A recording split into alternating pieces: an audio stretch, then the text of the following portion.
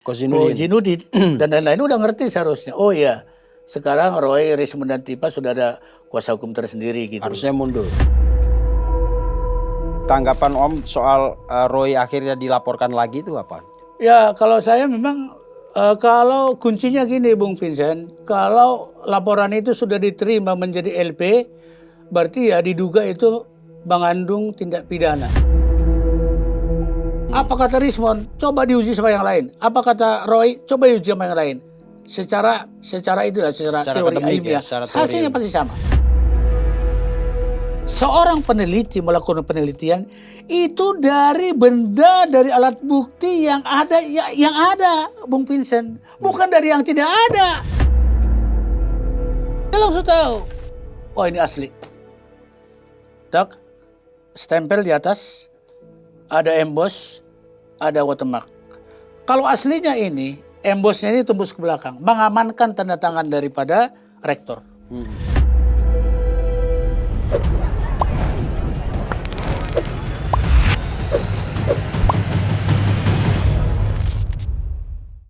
Pemirsa, balik lagi kita ke OTT, on the table. Hari ini lagi-lagi saya harus menggantikan posisi Bang Teddy karena beliau lagi sibuk dan saat ini lagi di luar kota. Dan hari ini di studio kita ada hadir seorang tamu istimewa ini. Karena tadi sebelum ada di sini kita ngobrol, Om ini luar biasa. Ini Om Djamada Girsang. Djamada Girsang. Atau kalau di dunia perlawyeran biasa dikenal Bang Jagir. Siap, Bung Bang Jagir. Bang Jagir ini lawyer RRT. Siap. Nggak boleh lagi katanya sebut Roy CS. Ya. Lawyer RRT. Roy, Rismond dan Tifa. Roy, Rismond dan Tifa. Ini boleh dijelaskan dulu Om. Karena selama ini kita lihat yang mengatribusikan atau atribusinya lawyer Roy, Rismond, Tifa, Roy CS disebutnya itu kita kenal ada banyak. Iya. Dan saya agak kaget waktu Om Jagir bicara di Rakyat Bersuara. Kita sebut saja Rakyat Bersuara, nggak usah pakai inisial ya.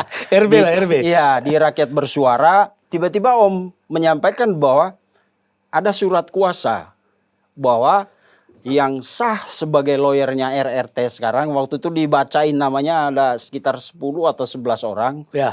Tapi kita mau dengar penjelasan dari Om dulu. Bagaimana ceritanya tentang surat kuasa itu? Karena yang selama ini kan ada Kozinudin, ada Abdul Gofur, ada macam-macam lah. Ya macam-macam lah. Sementara di publikasi sebelumnya saya tidak melihat Om Djamada malah di situ. Yang banyak kita lihat kan ya Kozinudin, Abdul Gofur, Al-Katiri juga kalau nggak salah. Al-Katiri ya? Ya Pak Al-Katiri. Terus kemudian ada Bang Azamkan. Ya, kalau nggak salah. Nah sementara Om Djamada makanya saya kaget lah ini. Baik Bung Vincent, aku terangkan aja secara singkat ya. Siap. Jadi perkara laporan Pak Jokowi, aduannya Pak Jokowi ke Polda itu 30 April 2025. Semenjak ada laporan itu lantas terkumpullah beberapa pengacara. Saya waktu itu belum masuk. Saya masuk kurang lebih 1 bulan kemudian. Karena diajak oleh rekan-rekan yang sudah ada dalam. Nah dulu namanya TAKAA.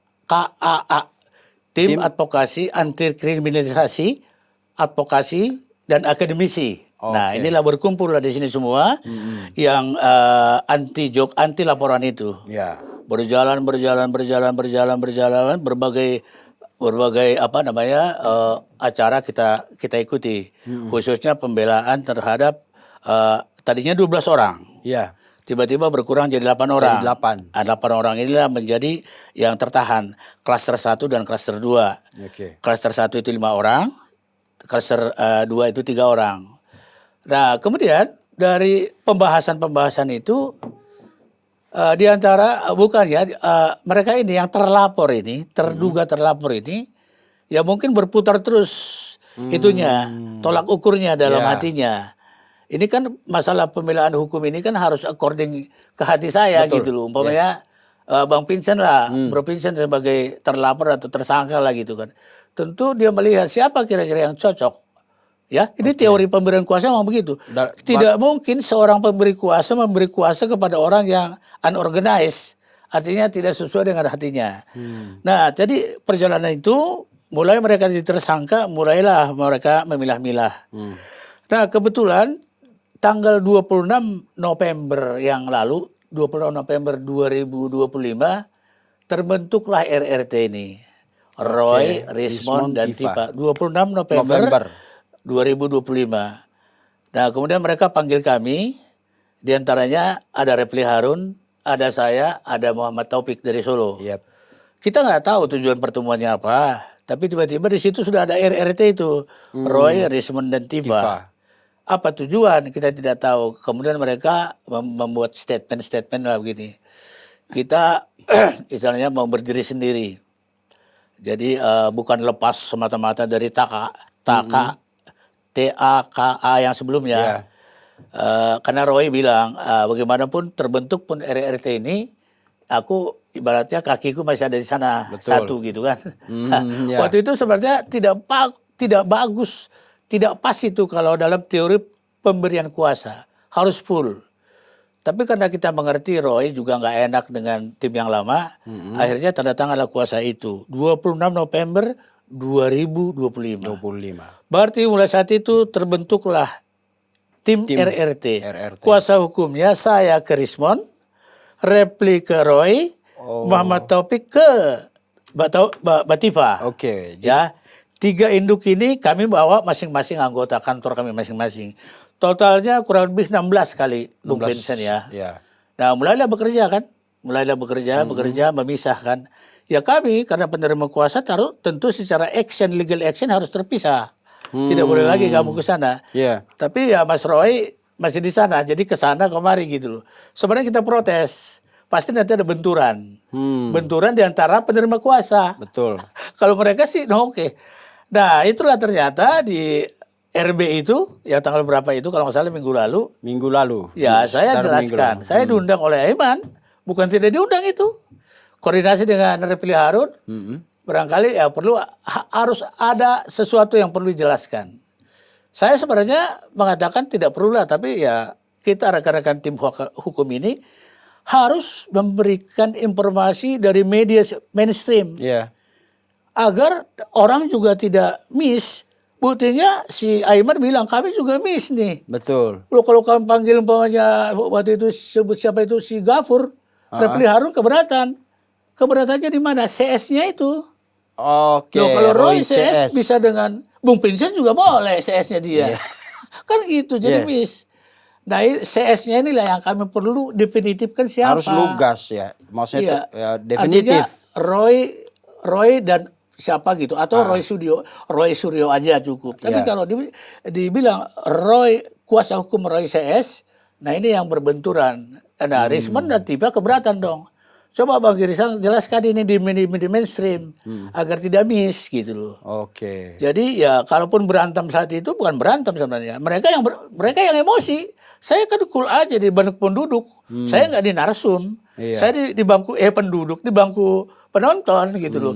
Bersama Rismond ada di situ juga. Di samping Om kalau samping saya. Michael juga ada di situ yang terkait di urusan ini dari podcastnya Sentana. Kan gitu kan. Jadi mungkin ada Mulyadi juga rekan saya kan. Jadi begitu saya katakan itu diberikan kesempatan sama Aiman, langsung protes di antara mereka. Saya nggak sebut namanya lah. Saya paling tidak suka Bung Vincent menyebut nama. Inisial boleh lah. Kecuali contohnya nanti kalau ada pertanyaan, siapa ahli yang kami sudah ajukan? Itu boleh. Selain Rocky Gerung, saya nggak mau sebut yang lain. Profesor semua Bung Vincent. Jadi aku juga hargai dong contohnya nanti ya sebelum ke ini. Jadi terikat kuasa tadi terkait surat kuasa tadi seperti itu.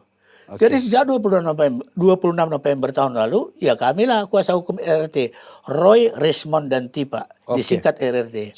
Begitu Bung Penen. Tapi kenapa dengan adanya kuasa ini itu kan ofisial, legal ini ya. Kalau urusan hukum tuh nggak bisa miring kiri kanan. A gitu kan. Kecuali ada tafsir. Tapi kenapa kelihatan yang dominan itu justru Kozinudin, Om. Atau saya pertajam pertanyaannya, boleh nggak dengan surat kuasa sah ini Om Jagir, Bang Refli sama Mas Muhammad Taufik ya. melarang Kozinudin bicara atas nama RRT? Bung Vincent, kita advokat, aku udah termasuk senior ya.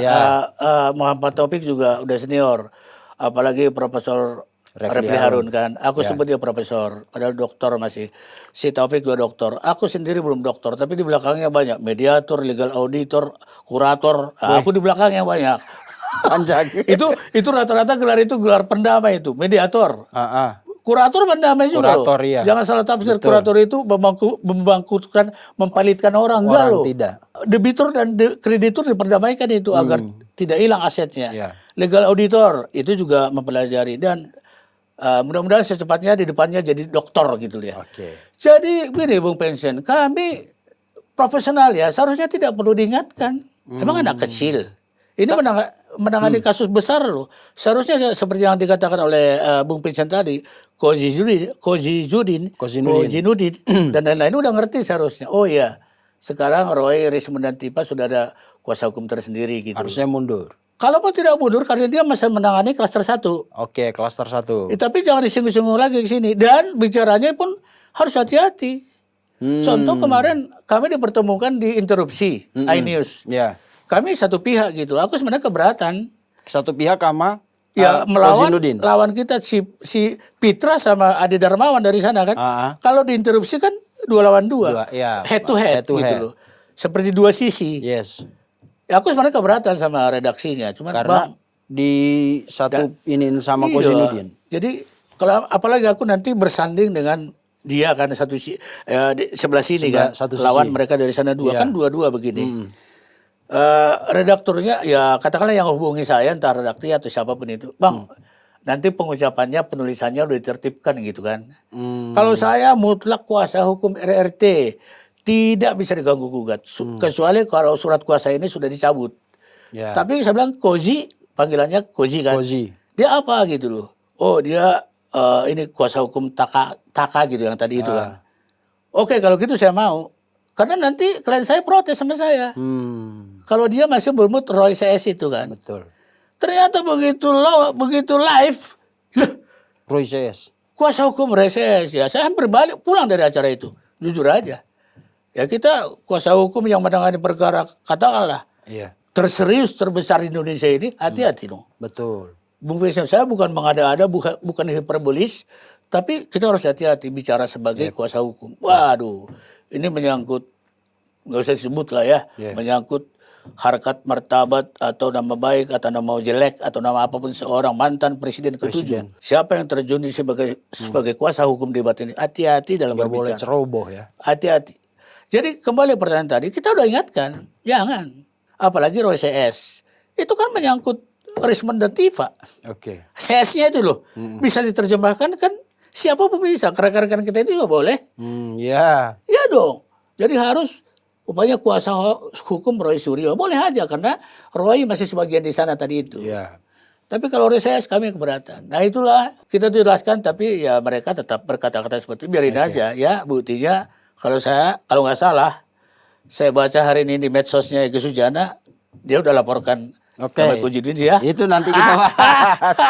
Sorry, tapi soalnya itu kabar yang mengejutkan bagi saya itu. Siap, tapi ini penting boleh lagi. Boleh aku minum ya? Boleh silakan Om. Ini kan kita mau mengedukasi penonton. Ya, masyarakat. Nah, dan dalam hukum itu kan setiap aksi, setiap tindakan itu ada implikasinya. Yes. Surat kuasa ini, apakah dengan ini berarti semua pernyataan Kozinudin yang mengatasnamakan Roy Suryo itu tidak bisa dipertanggungjawabkan secara hukum? Ya artinya gini, nggak full. Ini yang membuat miss itu. Ya kalau dia sebut CS itu ya ada yang keberatan. Tapi kalau dia sebut Roy Suryo juga sebenarnya nggak pas juga. Karena Roy Suryo ada RRT. Betul. Bagian dari RRT. Ini seharusnya jadi bukan salahnya Koji aja tapi Mas Roy Suryo juga menurut saya sih lebih lebih wise lah ya. Jangan membuat jadi terbelah begini. Kalau kami nggak bikin terbelah, kami hanya menuntut. Kalau Roy CS itu apa? Kan gitu. Kan Roy CS, Bahasa Indonesia dan kawan-kawan, Bro Vincent. Yes. Kan gitu, umpamanya Jagir dan kawan-kawan bisa Bro Vincent dan kawan-kawan tuh. Bisa bro ini, di satu kantor ini. Dari yang di bawah ke sana, dari yang di lapangan sana gitu. Iya, betul. Bisa dong, dan kawan-kawan.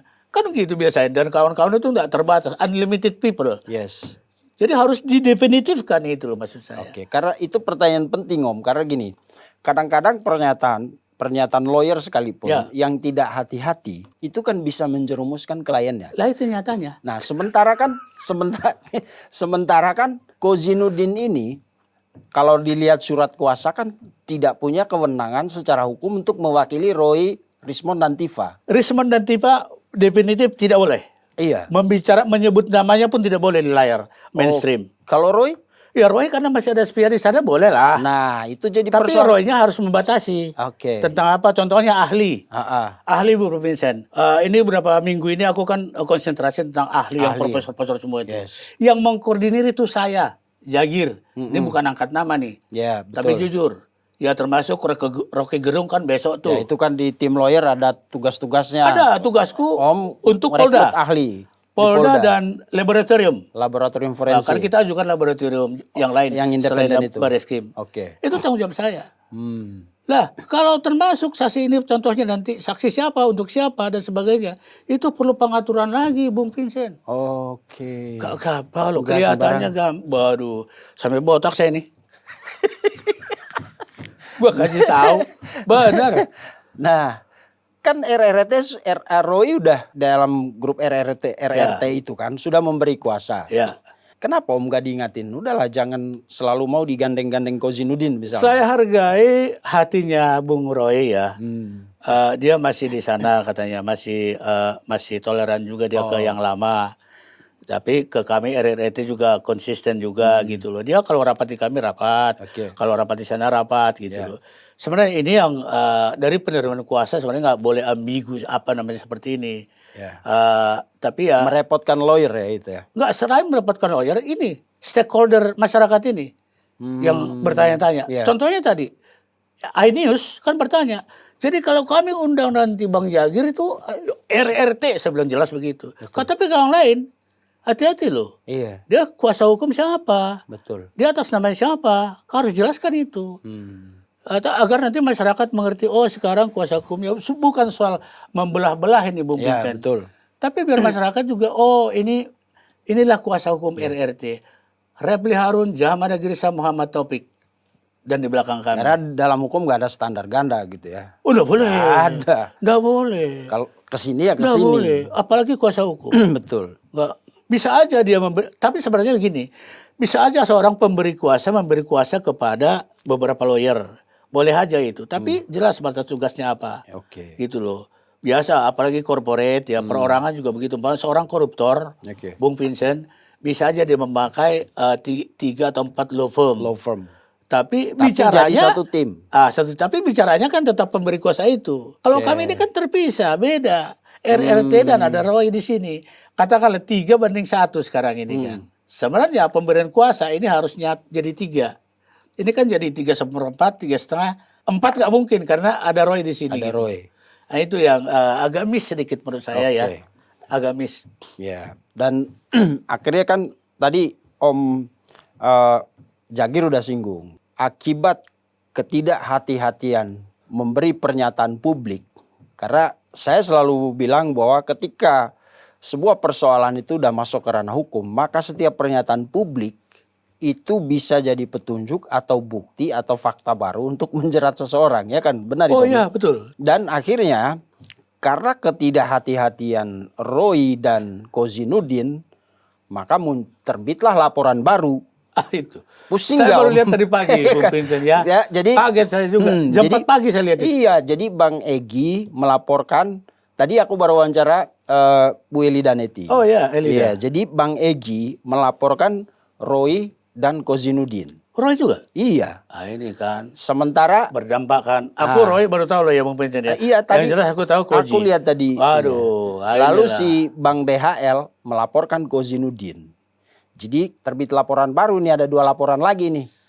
Ini kan memusingkan saya nggak provokasi Om. Ini kita mau edukasi kan. Vincent provokasi pun nggak apa-apa saya jawab. Karena gini, kalau saya biasanya orang kalem sebenarnya. Iya, bukan kalem ya, artinya talking the substansi ya, gitu loh ya. Itu. Jadi bukan wang gitu enggak. Silakan Bu Vincent. Menarik tadi pertanyaan. Jadi itu yang tadi saya bilang, akhirnya kan karena ketidakhati-hatian itu terbitlah laporan baru. Ya. Bang Egy sekarang melaporkan Roy Suryo dan Kozinudin. Itu laporan pertama. Kalau nggak salah bersama Damai juga. Laporan kedua, Damai Hari Lubis melaporkan Kozinudin. Ada benang merahnya.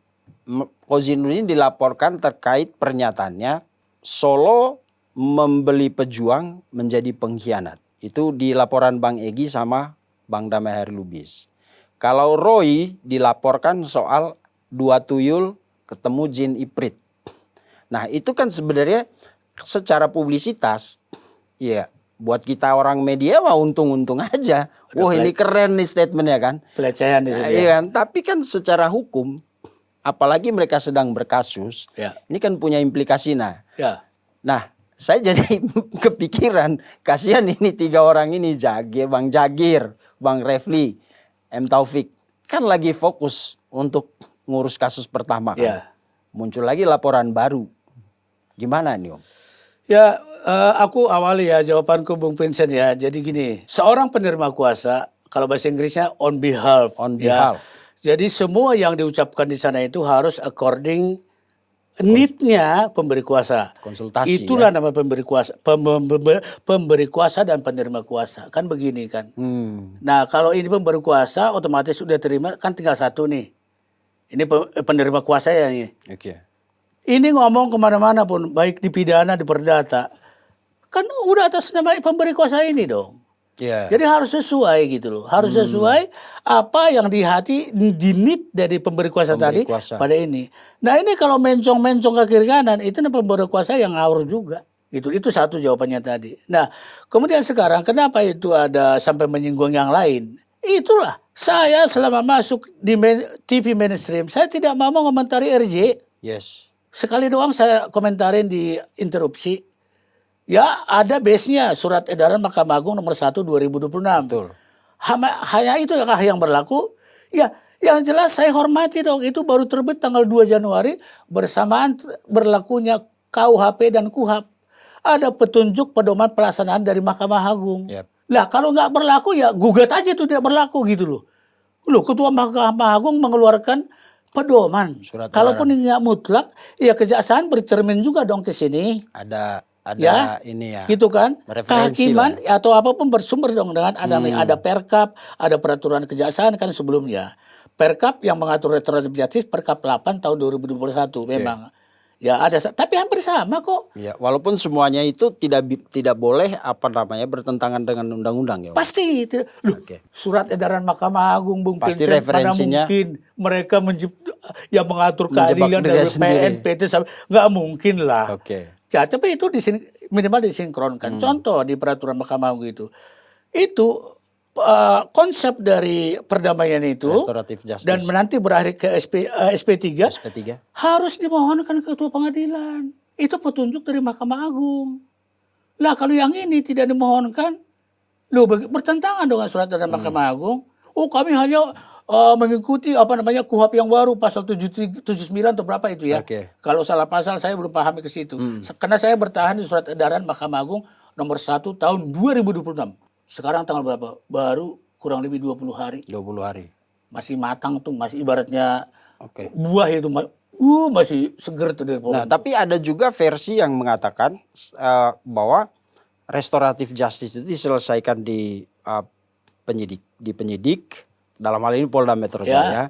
Baru 3 hari dilaporkan ke. Ya itu dia. Saya ini Bung Vincent, saya bilang saya mediator.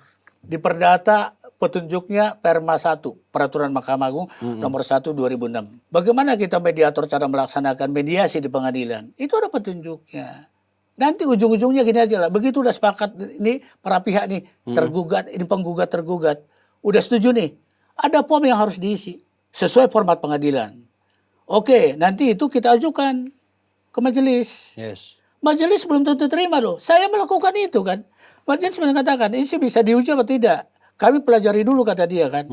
Begitu dia udah setuju, ya baru dia bikin akta pandading kayak boleh. Atau perdamaian pun boleh gitu. Ada prosedur, nggak mungkin 2 hari selesai. Perdamaian apa 2 hari? Itu yang sebut perdamaian omon-omon tadi itu gitu loh. Sorry nih, kalau juga iya loh. Jadi enggak, karena katanya hitungannya kan perdamaian itu terjadi hari Jumat, Sabtu Minggu kan nggak dihitung.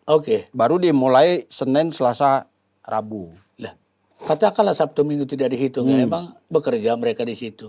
Kan nggak matching juga dari segi waktu. Minimal lah untuk restoratif justice, baik itu KUHP lama, Perkap, KUHP baru, dan surat edaran Mahkamah Agung, saya taksir minimal 2 minggu loh. Baru jadi. Ya, ketua pengadilannya 3 hari. Ayo.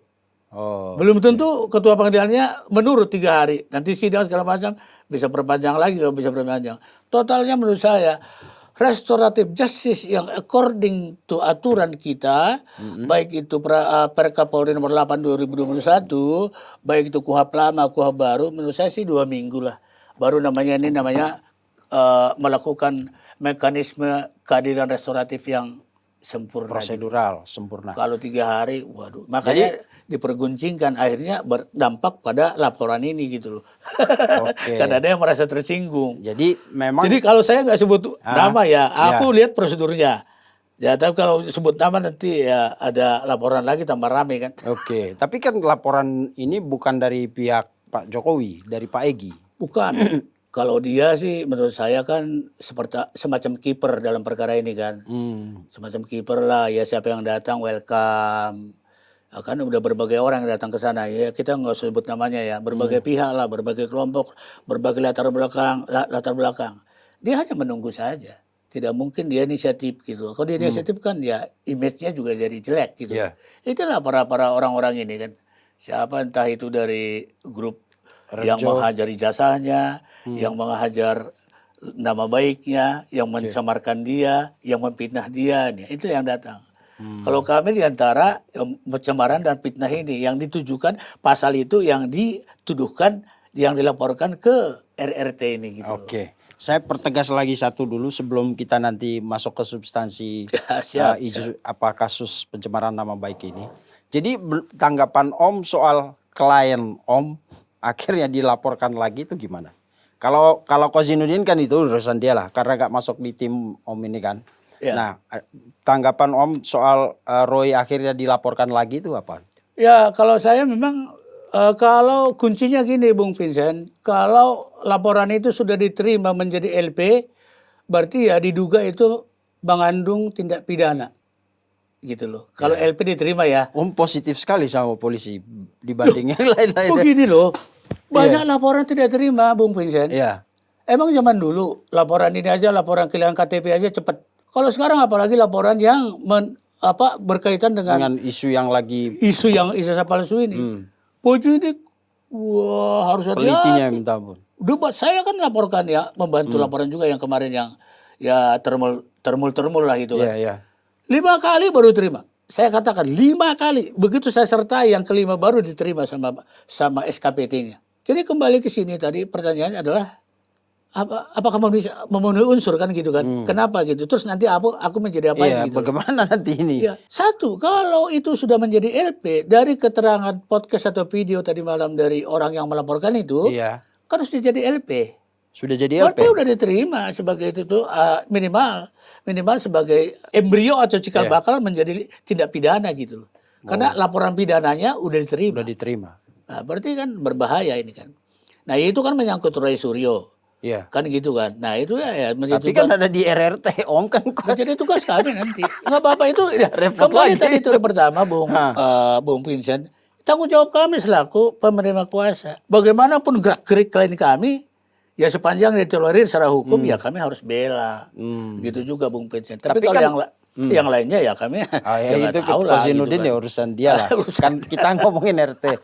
Tapi ini laporan ini menjadi ini enggak Om? Jadi dasar untuk tim hukum mengatakan kepada Roy, lu stop bicara di media. Salah satu nanti dia mungkin perlu saya tahu Roy Rismond Dativa ini cendekiawan. Kalau saya mengatakan tidak berlebihan ya, jenius tiga-tiganya. Jadi memang udah tingkat doktor kan akademiknya gitu loh. Jadi menganalisa sesuatu cepat karena otaknya matematis kan. Ya kalau kami hukum ini kan beda, harus analisa ini, pertimbangkan, compare dengan teori ini gitu. Kalau mereka kan matematisnya teori, repeatable. Apa kata Richmond? Coba diuji sama yang lain. Apa kata Roy? Coba diuji sama yang lain. Secara teori ilmiah, hasilnya pasti sama. Kalau kami kan pendapatku belum tentu. Betul. Besok Bung Vincent mengundang siapa lagi di sini, beda pendapatnya. Iya, tapi kan dalam kepentingan klien ini kan sebagai lawyer, Om juga mesti memagari dia kan. Jangan sampai menjerat masuk lagi ke kasus baru seperti yang sekarang ini. Ya, jadi itu wajib. Ya minimal ya besok kita ada rapat kan. Ada rapat, barangkali kita saling reminding aja. Siapa tahu juga dia udah ada tim kuasa hukum atau gimana kan. Itu hak dia juga. Makanya kita begitu ada pemberian kuasa yang kita tanya pemberi kuasanya, jangan kami. Kalau kami ibaratnya ya tolonglah tim pembela RRT ini kan. Kami kan itu namanya. Kan disebut Bala RRT ini, Bung. Bala RRT. Barisan Pembela RT. Itulah kami tadi Repli Harun, saya dan ini. Kalau dibilang tolonglah Bala RT tanganin juga atau advisin saya untuk laporan ini. Laporan baru itu. Kita siap aja. Karena ini masih nyangkut tentang ijazah palsu ini kan. Gitu loh. Kita tidak boleh lari. Karena aku banyak wawancara orang-orang yang lagi berkasus juga, entah itu artis atau orang-orang biasa. Saya lihat ada yang agak aneh di kasus ini, di mana tersangka itu lebih banyak bicara daripada pengacara gitu loh. Karena saya tidak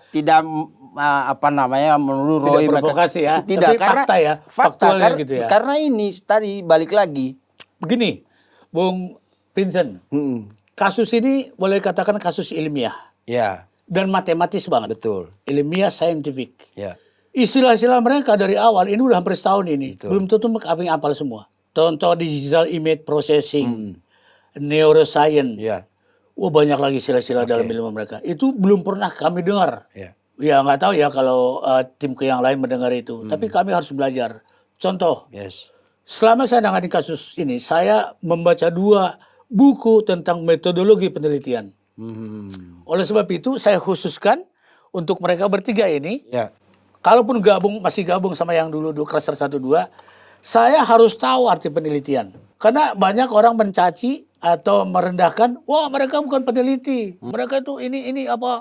Wah nggak jelas tuh, nggak ada lisensinya segala macam. Saya dapat kuncinya, Bung. Penelitian itu berasal dari kata bahasa Inggris, dari istilah Inggris, riset. Ke Indonesia jadi riset dan penelitian. Riset artinya menemukan kembali atau mencari kembali yang hilang. Masukkan barang itu. Lah apa yang hilang? Kasus ijazah palsu tadinya nongol tenggelam. Mereka ini karena menyangkut Gajah Mada, mereka tiga-tiganya alumni Gajah Mada. Waduh nggak benar ini. Kalau kasus yang diunggah tahun 2004 itu 2004 ya? 2013 ya. Orang seorang orang partai itu kan, diunggah sama dia kan, terus hilang lagi kan. Mereka tidak mau. Ada apa ini menyangkut? Si Sandy. Mereka meriset. Riset apa? Mengumpulkan data-data, dokumen segala macam. Mereka akhirnya ciptakan buku Jokowi White Paper. Kedua, ada adagium, Bung Vincent. Ini menarik memang. Aku dari perkara ini kan jadi tambah pintar kan. Tadinya penelitian nggak pernah aku pelajari. Apa adagium? Adagium dalam masyarakat, no viral, no justice.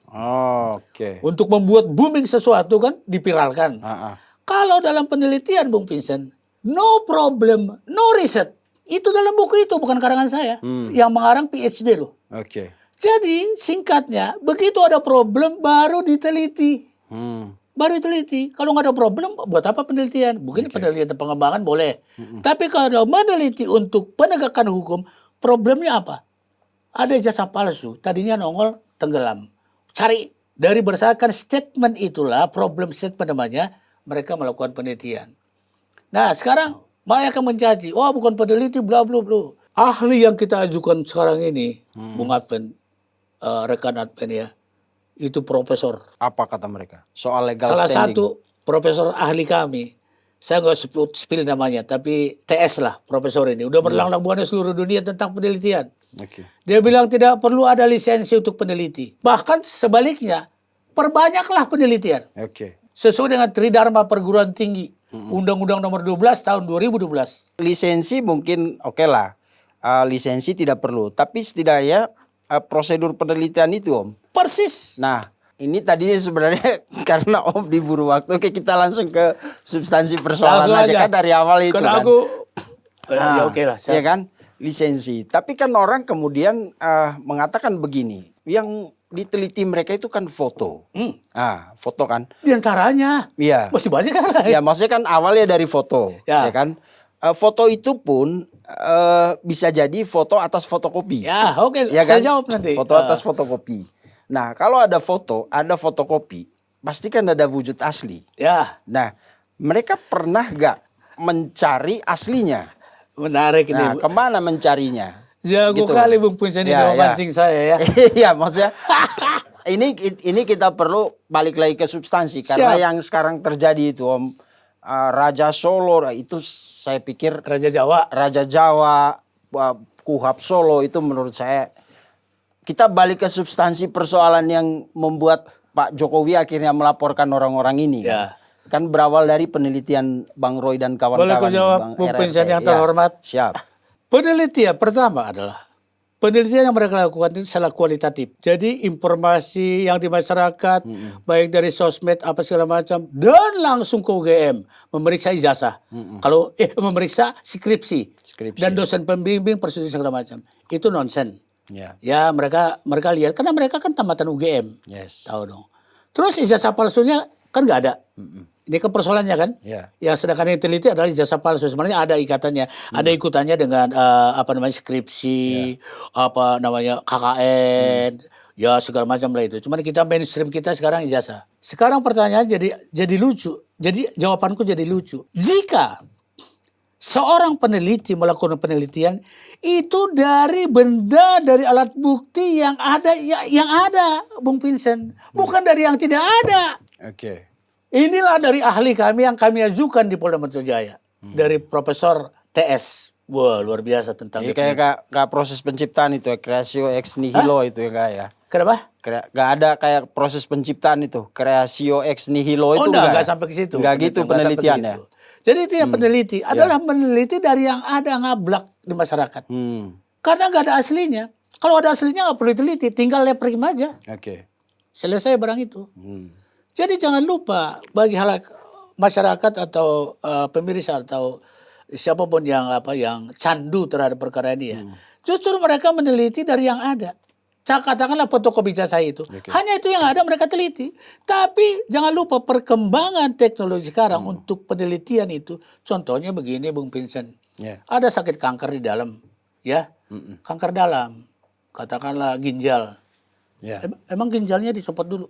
Enggak cukup di scan. Begitu kan ini pengetahuan juga begitu. Cukup di scan foto ginjalnya itu kalau keluarin keburu mati itu pasien. Dipotong dulu mengembalikannya gimana? Cukup di scan. Endoskopi atau apa namanya itu. Fotonya itulah diteliti. Sama dengan ijazah ini Bung Vincent. Kalau kita udah tahu ginjalnya bersih dari endoskopi atau apa namanya itu. Berarti penyakit lain. Ini kan kita fokus ke ginjal tadi saya katakan ya. Di foto, itulah teknologi modern sekarang ini di di forensik ini. Kandungan beberapa tahun terakhir ini kan bisa kan di scan. Bayi itu laki atau perempuan, betul? Masih umur 4 bulan. Wih, bayiku laki-laki kelihatan. Dikeluarin nggak bayinya? Enggak. Tetap direkam kandungan tuh. Itulah kehebatan teknologi sekarang ini. Jadi berdasarkan foto, endoskop atau digital namanya, bisa diteliti. Nggak perlu aslinya. Masa dioperasi 4 bulan bayi itu, prematur juga belum? Ya bahaya dong. Berdasarkan foto-foto itu endoskopi atau apa namanya, diteliti. Oh benar. Baik itu diperbesar, diperkecil, istilah mereka itu yang perlu kami ketahui kan, diperbesar, diperkecil, atau di ROI, atau di crop. Yaitu di istilah Richmond itu. Oh, benar. Kemungkinannya 80% laki-laki. Karena bisa juga hasil fotokopi begitu berubah. Laki-laki perempuan. Kebetulan anak saya begitu. Yang bontot. Tadinya laki-laki, lahir perempuan ya. Nama saya udah siapkan. Belsa. Ini aku cerita Ganti asli. nama dong. Cari nama baru. Ya maaf kata di Alkitab kan nama Belsasar. Ya. Aku Kalau bikin laki. dia nama Belsasar tadinya. Begitu lahir wek perempuan. Tetap namanya sekarang Belsa, cuman aku tambahi jadi Z. Belsa Azalia. Oke. Ya, Nah, tapi intinya sekarang kemajuan teknologi itu semua berdasarkan foto. oke. Mau teknologi apapun begitu. Bulan, emang pernah ke bulan? Matahari, bintang. Waduh. Jadi jangan kata ini penelitian yang nggak benar katanya. Wih, lakukan dong satu. Jika ada yang tidak setuju terhadap penelitian, lawan dengan penelitian. Makanya pernah nongol namanya itu Joshua Sinambela itu kan. Nggak pernah nongol lagi. Rizwan bilang, ayo head to head. Mau di lab cream, mau di meja terbuka, bawa laptop masing-masing. Nggak pernah nongol. Nah, soal foto itu kan foto digital. Ya. Nah, kecanggihan teknologi itu juga tidak selalu positif. Kadang-kadang orang ada manipulasi dan Roy kita gak sejago mereka kalau ngomongin itu ya. Tapi secara informasi umum aja bahwa terkadang ada bias digital atau ada proses manipulasi, ya kan? Nah, pasti Roy sebagai ahli telematika itu kan sadar itu. Apalagi beliau kan sempat menyimpulkan foto. Misalnya ternyata ketua foto. Ya, misalnya dulu ada foto artis yang dia pastikan ini fotonya si artis itu ternyata foto bencong lah gitu, banci Thailand gitu. Artinya kan dengan pengalaman itu Roy tahu bahwa kadang-kadang ada bias dalam digital itu. Kenapa ya begitu mereka melihat foto itu bertemu Jokowi atau ke UGM sudah dilakukan. Nah, kan di situ ada nama Pak Jokowi itu. Ya gak? Kenapa gak ke sana Om? Ke Pak Jokowi misalnya. Kita ketemu ini ijazah atas nama Bapak. Kok agak aneh gitu. Oke, jadi aku kembali tadi ke awal. Aku suka begitu Bung Peja menjawab pertanyaan. Jadi nggak ujungnya. Jadi pertanyaan Anda awal. Bias mereka digital. Tadi kemajuan teknologi kan. Kalau Rizwan melalui analisanya. Ya komputer apapun itu melalui analisanya. Kalau Roy, saking memang dari sejak mudanya itu sudah fotografer dan telematika. Dia melihat sesuatu itu sepertinya tahu langsung loh. Aku bukan karena dia klien saya langsung sanjung ya. Intuisi gitu. Itu katakanlah ini seperti ini kan. Oke. Ini kan dari dia nih. Inilah yang diperlihatkan di. Ini yang ijazahnya Pak Nurjito itu ya. Bambang itu yang di Solo itu kan. Ya. Dia langsung tahu. Oh ini asli. Tak stempel di atas, ada emboss, ada watermark. Kalau aslinya ini embossnya ini tembus ke belakang, mengamankan tanda tangan daripada rektor. Jadi Roy saking itunya ya itu udah pattern dia ya, itu udah talent dia gitu loh. Ya, kita hormati juga. Makanya disebut sejak tanggal 15 Desember tahun 2025 lalu sesudah gelar perkara Roy tetap sesudah melihat tidak boleh dipegang, hanya dilihat begini. Wah, tidak boleh dipoto gitu. Apa kata Roy? Ijazah itu tetap 99,9% palsu. Tapi bukankah unsur-unsur ini ada di ijazah Pak Jokowi? Tidak ada. Oh, pasti kita lihat dari jauh tuh nggak ada. Nah sekarang ada embos-embosan. Ada watak-watak makan. Ini menurut Roy loh. Ya, ada itu yang tidak ada sekarang hologram tadi. Nah jadi kembali yang tadi itu soal bias teknologi. Apalagi Rismond penelitiannya ilmiah. Jadi cara peneliti Rismond sekarang kan dituduh dia mengedit dan memanipulasi sesuai dengan pasal 32 dan 35 ITE itu. Dipanggillah ke sana. Dia jelaskan di depan saya apa yang disebut diedit. Contoh satu foto HP ini. Di foto ini Rismond menelitinya katakanlah yang mundur ini. Mundur ini dia harus crop. Itu ada unsur RJ namanya. Saya kurang teknis itu ya. Di RJ crop atau apa gitu. dan ada ROI. Region of interest. Ini diangkat foto ini yang aslinya ini nggak rusak. Nggak rusak aslinya ini.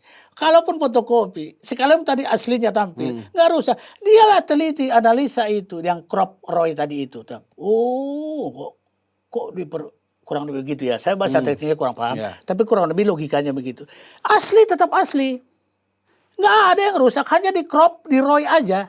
Itu disebut mengedit, memanipulasi. Apa ini mulai? Asli tetap asli. Ini hanya komparasi. Ini juga pendapat salah satu ahli kami yang tampil di Polda Metro Jaya. Polda Metro. Tidak merusak. Kecuali kalau ini kita otak-atik, kita kirim begitu ke orang lain, kita send, kita unggah lah itu. Yang tadinya asli jadi rusak. Ini enggak rusak sama sekali. Boleh dong aku foto sekarang Bung Vincent nih. Ini kalian Dokter Tifa nih, aku foto nih sekarang Bung Vincent. Tolong Mbak Tifa kira-kira orang ini gimana kira-kira behaviornya gitu. Dia akan keluarkan. Rusak nggak buat Bung Vincent? Tambah ganteng malah. Tanpa filter itu. Bung Vincent. Oke, siap. Jadi bisa 2 hari 2 malam kalau nggak di stop. Aku ada, itu terdapat 1 jam. Oke, jadi apa? Closing statement Om. Biasanya kita menyampaikan closing statement. Jadi, dari closing statement Om melihat, aduh riuh banget ini urusan ini. Apa closing statement Om Jagir? Baik, Bung Vincent, dari sejak April 2025 sampai sekarang udah Januari ya, udah 9 bulan ini perkara. Kita ikutin perkembangannya, eskalasinya, petnya itu berubah signifikan. Ya tadinya katakanlah di awal-awal itu pelapor ya dalam hal ini Pak Jokowi ya merasa di atas angin. Ya katakanlah bahwa pokoknya target dia memenjarakan ini. Makanya digabungkan dengan Undang-Undang ITE pasal 32, 35 dan berapa itu yang ada hukumannya. Hukumannya memang ngeri 12 tahun. Tapi sesudah kita, Roy, Rismond dan Tifa juga nggak mau diam. Mereka tunjukkan keahlian mereka dan kami backup secara hukum. Oke, apa secara hukumnya? Harus terjunkan ahli. Ahli nggak main-main, profesor semua, doktor minimal. Selain saksi fakta gitu loh. Dan mereka mengungkapkan. Ya contoh salah satu lah ya. Ahli saya kira karena dia sudah menyampaikan keahliannya di Polda Metro Jaya, Profesor Dr. Henry Subiakto. Yang ikut menyusun Undang-Undang ITE. Dia tahu filosofinya apa. Kalau Undang-Undang ITE pasal 32, 35 itu dihujamkan kepada yang 3 orang ini, nggak pas. Inilah ahli yang benar. Dia ikut menyusun Undang-Undang ITE itu. Dia ahli bahasa, ahli komunikasi. Dan ITE. Itu aja satu. Berarti berubah nih paradigmanya. Bukan berarti saya melihat presentasinya kami sekarang posisi menang gitu loh. Tapi saya nggak mau bandingkan. Saya nggak mau seorang yang berbicara di TV dibawa ke seperti skor sepak bola gitu loh. Wah hukum nggak bisa begitu. Wah sekarang skor 3-0. Wah ada lah itu. Saya nggak mau sebut namanya. Nggak boleh. Bukan soal jumlah ya. Ada. Awalnya 6-0. Disebut di TV itu. Ada orang itu. Bung Vincent tahu orang itu. Berubah menjadi 3-0, sekarang jadi 2-0 untuk mereka. Nah sekarang dia nggak komen lagi. Apakah 0-0 atau sudah terbalik posisi skornya berbalik 7-6. Intinya closing statement saya adalah perkara ini perkara yang sedang bermain, artinya sekarang berjalan. Kita belum tahu kemana arahnya. Tapi masing-masing, baik dari pihak sana pelapor dan kuasa hukumnya dan termul-termulnya atau siapapun itu, mari. Ini ilmiah. Ini bukan 378, 372 penipuan penggelapan. Dan ini juga bukan kasus kepailitan atau kurator. Ini kasus ilmiah. Lawanlah dengan ilmiah. Selesai. Di Polda pun lawan dengan ilmiah. Jangan berdasarkan keadilan selektif. Tahu keadilan selektif? Ini temuan saya baru nih. Tebang pilih. Baca-baca. Kalau dulu namanya tebang pilih. Sekarang tidak boleh tebang pilih. Penerapan hukum dan keadilan harus berdasarkan hak asasi universal, makanya kemarin kami Komnas HAM untuk mengamankan itu. Dan fair, tidak boleh karena faktor kekuasaan, faktor dekat dengan pemimpin, faktor punya uang. Dalam penegakan hukum tidak boleh ini. Oke. Thank you Bung Vincent. Siap, terima kasih Om Jagir. Sebenarnya kita masih pingin gali banyak, mudah-mudahan nanti bisa datang lagi ya Om. Atur waktu lagi. Dan salam Pak, mudah-mudahan kedatangan berikutnya bisa sama Bang Rismond. Supaya kita boleh, atau dengan Bang Roy kan lawyer RRT ini ya kan. Kebetulan meja Anda nih lebar. Lumayan lebar. 1, 2, 3 bisa 4 orang di sini. Iya. Begitu kan rekan-rekan? Siap. Oke. Begitulah pemirsa, kita tetap mengikuti saja perjalanan kasus ini untuk mengambil sisi edukasi dari persoalan yang sangat mencuri perhatian banyak orang ini. Terima kasih Om Jagir. Sampai jumpa di episode Terima kasih selanjutnya. Bung Vincent. Tak terasa 1 jam loh Anda bersama saya.